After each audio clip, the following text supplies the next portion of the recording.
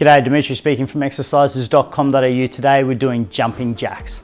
So what we're doing is we're going to be jumping out with our legs, and our arms are going to move in synchronicity with our legs. So as the legs jump out, the arms move up. As the legs come back in, the arms come down. So it's a really great exercise for legs, for your heart, just to getting that heart rate up and just getting a little bit of movement and blood through your whole body. So it's a really good warm-up exercise.